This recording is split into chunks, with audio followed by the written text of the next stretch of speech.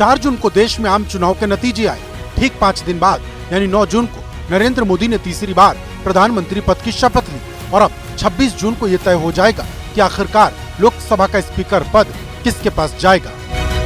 सूत्रों के मुताबिक बीजेपी स्पीकर की पोस्ट अपने पास ही रखना चाहती है। उसके पास सबसे ज़्यादा नंबर हैं। रही बात डिप्टी स्पीकर की, तो इसकी पोस्ट 4 दलों में से किसी भी एक को दी जा सकती है। परंपरा ये रही है कि डिप्टी स्पीकर की पोस्ट विपक्ष को दी जाती है, लेकिन इस बार उम्मीद ये की जा रही है और जानकारी यही बताती है कि एनडीए के किसी सहयोगी के पास ही ये पोस्ट जाएगी। बीजेपी ने गठबंधन के नेताओं के बीच राजनाथ सिंह को सहमति बनाने की जिम्मेदारी दी है। फिलहाल राजनाथ सिंह के घर बैठक चल रही है, जिसमें पार्टी के राष्ट्रीय अध्यक्ष जेपी नड्डा, किरेन रिजिजू, राममोहन नायडू, चिराग पासवान और ललन सिंह समेत कई नेता मौजूद हैं। इधर सहयोगी दल पहले ही साफ कर चुके हैं कि स्पीकर पद के लिए पहला हक सत्तारूढ़ पार्टी का होता है। बीजेपी सबसे बड़ी पार्टी है, लिहाजा उनका अधिकार पहले है। देखिए, स्पीकर का पद सदन का सबसे ज्यादा मर्यादित पद होता है और जो रूलिंग पार्टी है पहला अधिकार उसी का होता है उस पद के लिए। तो जो इंडी गठबंधन की जो मांग है या जो उनके बयान हैं वो आपत्तिजनक है। भारतीय जनता पार्टी या एनडीए गठबंधन का पहला हक उस पद पर है और हमारी पार्टी का मानना है कि भारतीय जनता पार्टी गठबंधन की बड़ी पार्टी है, वो उसका अधिकार पहले है, इसलिए इस पर की गई कवायद बेकार है। हमने एनडीए के नेतृत्व में चुनाव लड़ा है।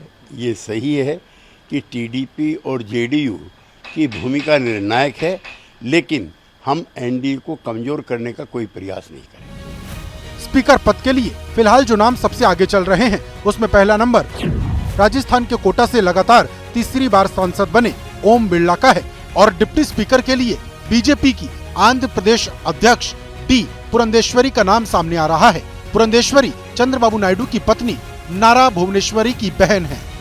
हालांकि बीजेपी में अक्सर ऐसा देखा गया है कि जिन नामों की चर्चा सबसे ज़्यादा होती है, लिस्ट में उनका नाम ही नहीं होता है।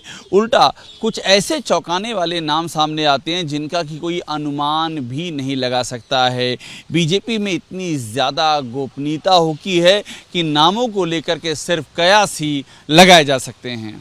इधर विपक्ष बार बार कह रहा है कि स्पीकर और डिप्टी स्पीकर पद के लिए टीडीपी और जेडीयू को कोशिश करनी चाहिए। संजय राउत पहले ही कह चुके हैं कि अगर टीडीपी उम्मीदवार उतारती है तो इंडिया गठबंधन समर्थन करेगा। ताब्यात कीर्तिकरांना विजय घोषित केलं होतं, तरीही 2दा फेर मतमोजणी करून त्यांच्या विरुद्ध निकाल देण्यात आला आणि त्यामध्ये रिटर्निंग ऑफिसर वंदना सूर्यवंशी यांचा मोठा हात आहे।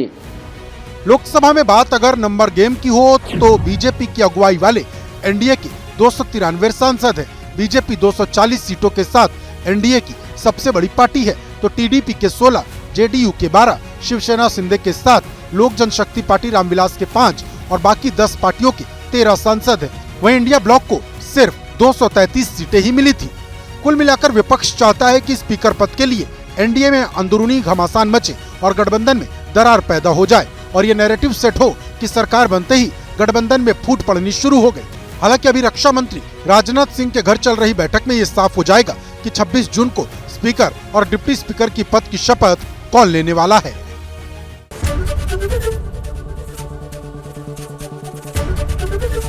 एबीपी गंगा, खबर आपकी, जुबान आपकी।